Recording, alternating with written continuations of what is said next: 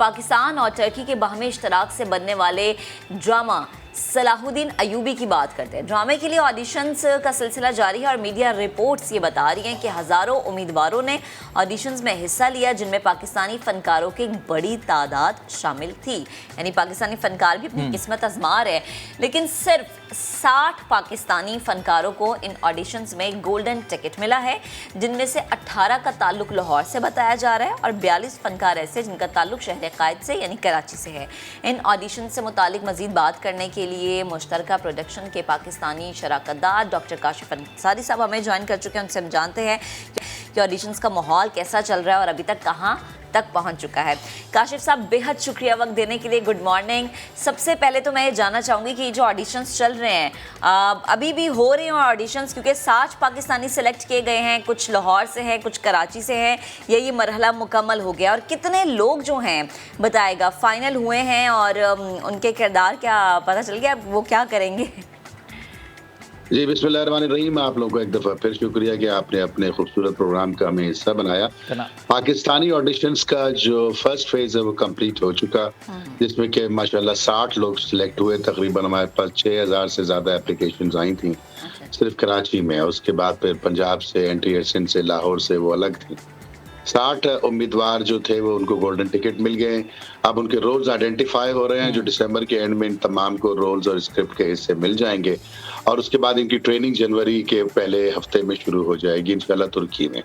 اس کے بعد second round ہوگا جو فروری مارچ کے درمیان ہوگا انشاءاللہ آڈیشن کا، اور اس میں دیکھتے ہیں کہ 40-45 لوگ اور لیے جائیں گے انشاءاللہ۔ مجھے تو امید ہے زیادہ لیے جائیں، کیونکہ ہمارا یہ خیال تھا کہ 25% اداکار اور اداکارائیں پاکستان سے ہوں گی، تو ابھی تو ہم بہت دور ہیں اس ہدف سے، تو امید ہے کہ زیادہ سے زیادہ لوگ اس ڈرامے کا حصہ بنیں گے انشاءاللہ۔ کاشف صاحب انٹرسٹ تو شو کیا جا رہا ہے، لوگ آڈیشن دے رہے ہیں، یہ بتائیے گا یہ جو آڈیشنز ہوئے ہیں کیا اس میں نامور پاکستانی فنکار بھی شامل تھے؟ اور یہ بھی سنا ہے کہ پاکستانی فنکار آڈیشنز میں ناکام بھی ہوئے ہیں، آپ بتا سکتے ہیں کہ کون کون سے نامور فنکار ہیں جو کہ منتخب نہیں ہو سکے اس میں؟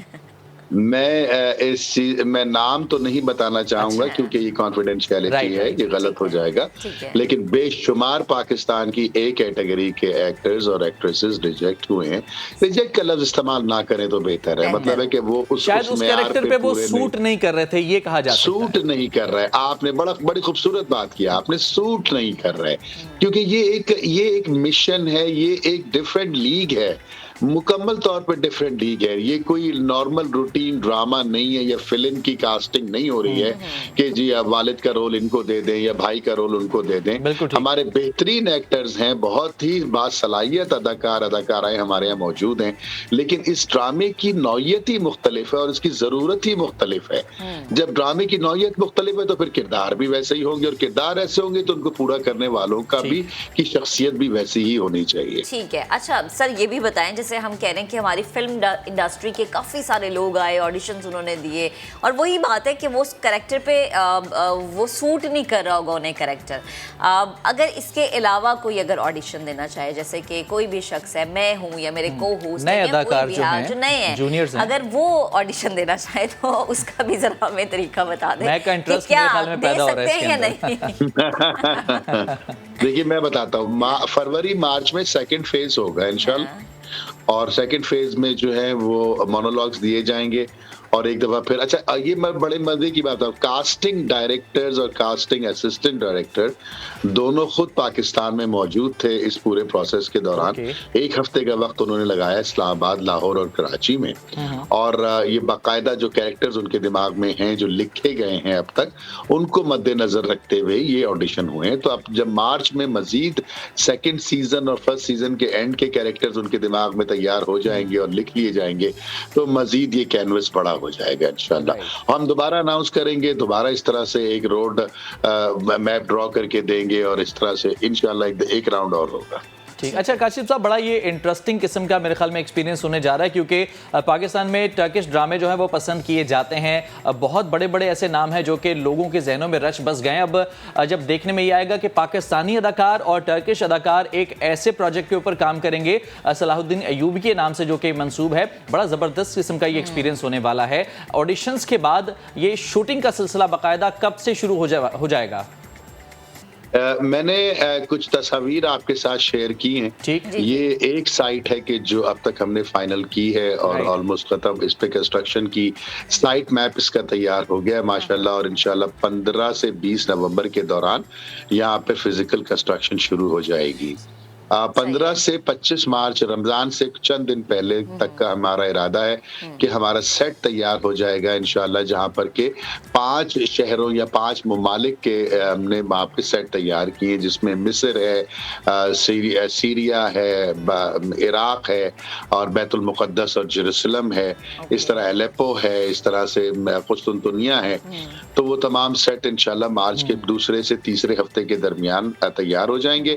طیب اردوان صاحب اور عمران خان صاحب اس سیٹ کی جو ہے وہ کا افتتاح کریں گے انشاءاللہ, اور وہاں پر شوٹنگ رمضان کے فوراً بعد, کیونکہ رمضان کا مہینہ آ جائے گا اپریل میں, تو میرے خیال ہے مئی کے پہلے ہفتے میں شوٹنگ شروع ہو جائے گی, اور جون جولائی کے مہینے میں ہم اس کو ٹی وی پہ آتا دیکھیں گے. چلیں اب بس ہمیں جون جولائی تک انتظار کرنا ہے. اچھا سر, مجھے یہ بتائیں کہ خان صاحب سے بھی ملاقات کا سنا تھا کہ ان سے بھی ملاقات ہوئی, تو میں چاہوں گی ذرا اس ملاقات میں ہونے والی باتیں, کیونکہ جب ہم نے دیکھا کہ ایرچل غازی کو لوگوں نے جب دیکھنا شروع کیا, پسند کرنا شروع کیا, تو وہ ایک ایسی چیز تھی کہ ہر کوئی اس میں مبتلا تھا. مطلب میں یہ کہوں, اگر اپنا ایکسپیرینس بتاؤں تو مجھے تو خواب بھی آنا شروع ہو گئے تھے, ایک ٹرینڈ بن گیا تھا. تو خان صاحب سے جو آپ کی ملاقات ہوئی اس پروجیکٹ پہ, یقیناً ڈسکشن بھی ہوئی ہوگی, تو پلیز ذرا بتائے گا. دیکھیے میں 2 منٹ آپ کے لوں گا, اس کو بڑی آپ کے ناظرین کے لیے تسلی اور تشفی سے سننے کی ضرورت ہے. خان صاحب سے ملاقاتیں پہلے بھی ہوتی رہی ہیں, اور اس دفعہ بھی کافی تفصیلی اور کافی مفصل ملاقات ان کے ساتھ ہوئی. بات یہ ہے کہ اس سے 2 روز پہلے یا 1 دن پہلے رحمت للعالمین کانفرنس منعقد ہوئی تھی اسلام آباد میں, اور خان صاحب نے ایک بہت بڑا انیشیٹو لیا ہے جس کو رحمت للعالمین اتھارٹی کا نام دیا ہے. اور آپ نے تذکرہ فرمایا ارطغرل الغازی کا یا کروش عثمان کا, تو یہ تمام جو ہیں ان کی حکایتیں یا ان کی جو بات چیت ہے, جو ان کا پورا تاریخ میں سلسلہ ہے, وہ بہت تھوڑا سا ہے, 2 4 5 پہ صفحات کے اوپر ان کی تاریخ میں ان کے بارے میں معلومات ملتی ہے. لیکن جس شخصیت کی ہم بات کر رہے ہیں وہ ہے حضرت رحمت اللہ سلطان صلاح الدین ایوبی صاحب, جن کے بارے میں ہزاروں لاکھوں پیجز کی تاریخ موجود ہے, جو نہ صرف مسلمان مصنفوں نے لکھی ہے بلکہ غیر مسلم مصنفوں کا اس میں کردار زیادہ بڑا ہے, جس میں کہ سر فہرست نام جوناتھن فلپ صاحب کا ہے.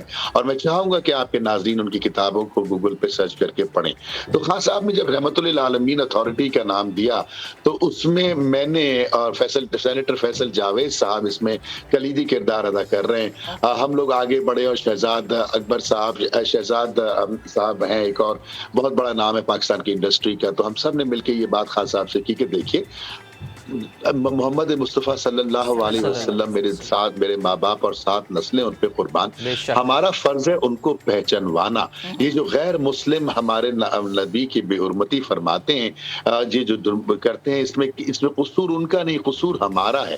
اور آپ نے جو یہ اتھارٹی بنائی ہے, اس اتھارٹی کا جو مقصد آپ نے بیان کیا عوام کے سامنے, یہ پورا سیریل اور یہ پورا مشن جو ہم لے کے چلیں, وہ ان تمام خانوں کو فٹ ہوتا ہے جو خانے آپ نے تیار کیے ہیں, اور رحمت للعالمین اتھارٹی کا قیام وجود میں آیا ہے.